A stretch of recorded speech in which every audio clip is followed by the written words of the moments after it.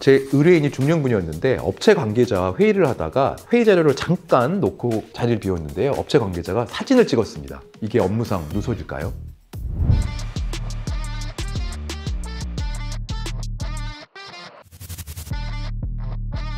안녕하세요. 군필 변호사 김유돈 변호사입니다. 군 작전 또는 그런 군과 관련된 내용들은 어떤 기밀이 보장되어야 되는 경우가 되게 많습니다. 그래서 군은 군사기밀을 매우 높은 수준에서 보호하고 있습니다. 그래서 이 군사기밀이 누설이 되면은요, 군사기밀보호법이라는 특별법을 통해 가지고 엄하게 처벌합니다. 만약 군사기밀보호법 위반 혐의로 수사받거나 재판받고 있다면 어떤 점에서 자신을 변론해야 될지 한번 이번 시간에 이야기해 보도록 하겠습니다. 저는 국방부 검찰에서 군검사, 그리고 국방부 법원에서 군판사로 일을 했는데요. 이때 많이 처리한 사건이 군사기밀보호법 위반이었습니다. 그만큼 군에 이 사건이 좀 많다는 것이죠. 자, 이 군사기밀보호법과 관련돼 가지고 쟁점이 있는데, 첫 번째 쟁점은 과연 군사기밀인가? 그 군사기밀성 여부입니다.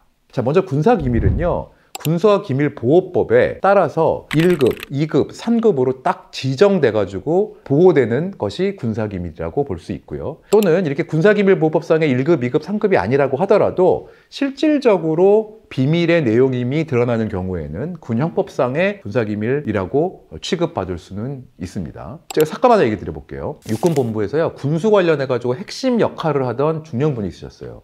이분 업무는 군수 역할이었기 때문에 군수를 담당한다는 것은 그 군수 물품을 납품하는 업체를 상대로 일한다는 것과 같거든요. 그래서 민간 업체와 업무 협조를 할 수밖에 없었습니다. 하지만 의뢰인은 되게 조심스러운 분이었고 전혀 비리와는 관계가 없는 분이었어요. 그래서 업체와 만날 때도 극도로 조심했고요. 사적으로는 당연히 만나지도 않았고, 미팅이 잡히면은 육군본부 민원실에서만 만났습니다. 그런데 그 미팅을 하면서 얘기하는 과정에 그 내용을 그 업체의 임직원이 메모를 했고요. 나중에 그 업체가 압수수색하면서 이 메모가 드러난 거예요. 근데 그 메모의 내용이 군사기밀이라는 취지로 재판까지 받게 됐습니다. 굉장히 억울한 상황이었죠. 첫 번째 쟁점은 그 메모에 담긴 내용이 과연 군사기밀에 해당하는가에 대해서 우리가 충분히 변론을 했습니다.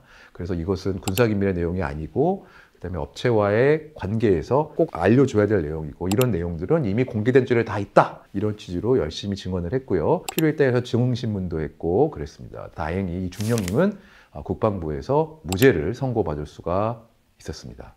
두 번째 쟁점은요, 과연 고의로 이걸 누설했는지 여부가 중요한 쟁점입니다. 자, 우리 군사기밀보호법은 누설한 행위를 기본적으로 엄하게 처벌하고 있거든요. 그래서 군사기밀을 탐지하거나 수집한 사람이 누설한 경우에는 1년 이상의 유기징역에 처하기로 되어 있습니다. 벌금형도 없고요. 하한이 1년 이상입니다. 특히 업무상 군사기밀을 취급하는 사람이 누설한 경우에는 형량이 확 듭니다. 3년 이상의 유기징역에 처하도록 되어 있거든요. 엄청 강하게, 세게 처벌하고 있습니다. 제가 처리한 사건 중 이런 사건이 있었어요. 군사기밀을 관리하던 영관급 장교가요, 역시 군수업체와 미팅을 하는 과정인데요, 잠깐 자리를 비운 사이에 중령이 보고 있던 서류를 업체 관계자가 사진을 찍은 거예요. 몰랐죠, 중령은. 그런데 나중에 그 업체가 또 압수수색 당하는 과정에서 핸드폰 사진이 나타난 거죠. 또 이 사진 어디서 났어? 물어보니까 그 중령이 관리하고 있던 문서입니다 라고 진술을 했고, 이거 고의로 누설한 거 아니냐, 특히 이거를 업체 관계자가 사진 찍을 수 있도록 자리를 일부러 비워준 거 아니냐, 뭐 이런 의심을 받아가지고요, 강하게 수사를 받았습니다. 사실 그 당시에 뭐 CCTV도 없었고 다른 목격자가 없어가지고요, 그렇지 않다는 사실을 입증함에 좀 어려움이 있었지만요, 제 의뢰인이 이런 그 기밀을 누설할 만한 동기가 있는지, 그다음에 업체 관계자의 진술이 좀 모순된다라든지, 그다음에 장교나 업체 동료들의 진술 등을 종합적으로 저희가 변론을 해서 이거는 절대 일부러 보여준 게 아니고 잘못이 있다면 약간의 과실이 있을 뿐이다 라는 취지로 변론을 해서 무혐의 처분을 받아낸 적도 있었습니다.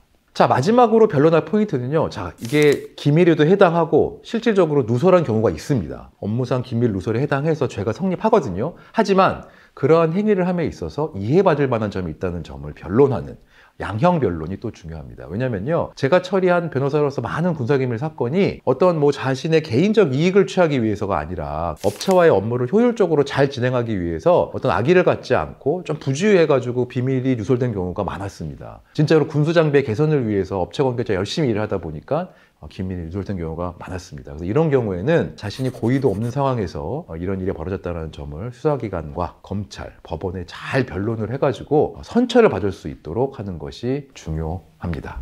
자, 지금까지 군사기밀 누설죄로 수사받게 된 경우에 변론 포인트 3가지에 대해서 말씀을 드렸습니다. 사실 군사기밀 누설죄는 이 구명법상의 죄 중에서도 어떤 변론의 전문성이 되게 필요한 분야이긴 합니다. 군사기밀 여부를 판단해야 되고 군사기밀 여부가 불분명한 경우에 어떤 증인을 어떻게 신문해서 어떻게 혐의에서 벗어나야 되는지 전문성이 필요한 범죄라고 할 수 있고요. 만약에 관련해가지고 상담 필요하신 분은 고정 댓글 참조해 주시기 바라겠습니다. 지금까지 군필 변호사 김유돈 변호사였습니다. 이 영상이 도움되셨다면 댓글과 좋아요는 큰 힘이 됩니다.